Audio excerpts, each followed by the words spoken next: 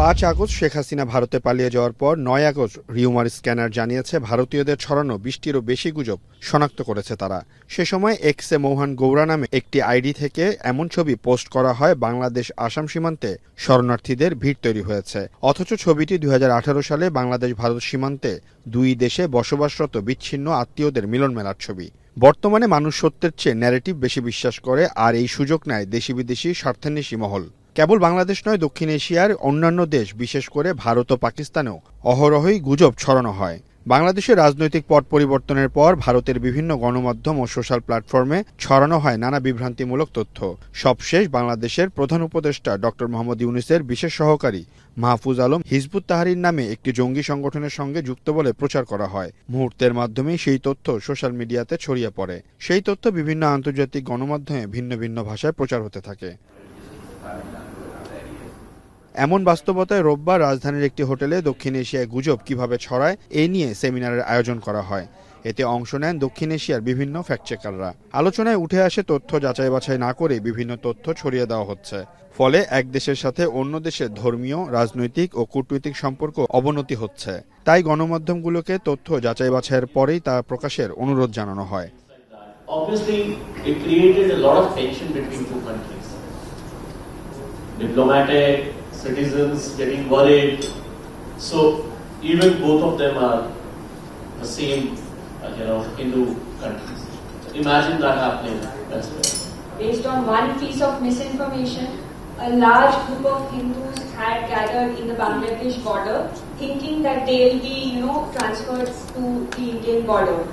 This kind of misinformation did trigger a lot of panic among the citizens of India and the citizens of Bangladesh. বাংলাদেশের বেশিরভাগ গণমাধ্যমগুলোতে তথ্য যাচাই বাছাইয়ের জন্য আলাদা কোনো বিভাগ না থাকায় খুব সহজেই তা ছড়িয়ে পড়ছে বলে মনে করেন বক্তারা। এছাড়াও ভুল তথ্য যাচাই না করে হুবহু ছাপিয়ে দেওয়া হচ্ছে। এ কারণে উত্তেজনা ছড়ায়। I think in our relationship with India we must emphasize this unequalness of relationship of power.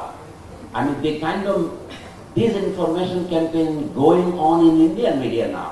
Even old Indian ambassadors serving in Bangladesh, the way they are speaking clearly betrays a colonial mentality. But how you deal with something like that he actually didn't intend to say it, like this is happening. Maybe it will happen, maybe it won't. But if someone like for a newspaper of record, like if someone like I'm researching an event like 20 years later and see this, that this is going to, they are going to do this. Like it becomes like a false news, fake news.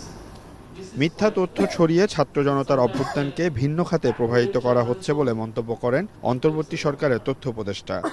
ভারতের এরকম একটি নামকরা পত্রিকা আনন্দবাজার এবং economic Times আসলে কোন উদ্দেশ্যে এই ধরনের প্রোপাগান্ডা চালানো হয় এটি কিন্তু আমাদের বোঝা দরকার।